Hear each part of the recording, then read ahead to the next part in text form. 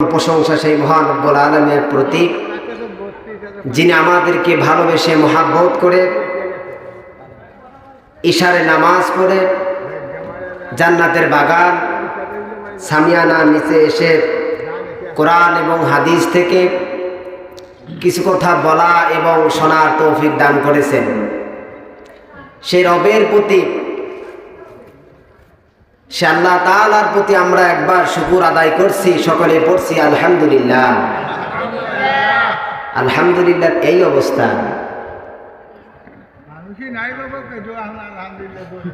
যে কয়জন আছে এই কয়জন যদি আলহামদুলিল্লাহ বলে, মাইকের আওয়াজ যতদূর যায় তারা বুঝবে এখানে শত শত মানুষ উপস্থিত আছে।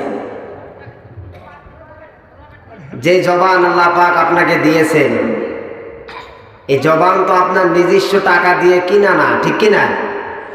জবান কে দিয়েছেন? জোরে কন, কে দিয়েছেন? আল্লাহ পাক দিয়েছেন।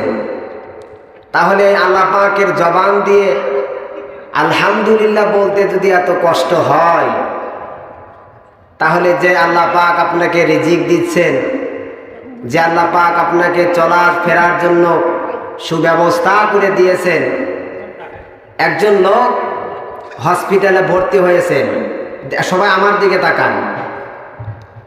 একজন লোককে হসপিটালে ভর্তি করা হয়েছে। লোকটা অনেক টাকা পয়সাওয়ালা মানুষ। তো যখন হসপিটাল থেকে রিলিজ করা হয়, তখন ডাক্তার সাহেব একটা বাউচার ধরিয়ে দিয়েছেন।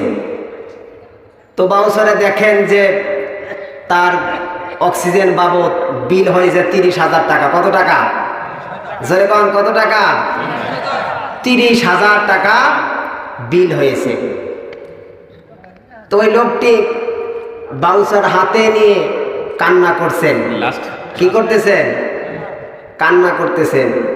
তো ডাক্তার বলছেন যে বুঝতে পারছি আপনার টাকার সংকট, আপনার টাকা দেয়া লাগবে না, আপনি বাড়িতে চলে যান।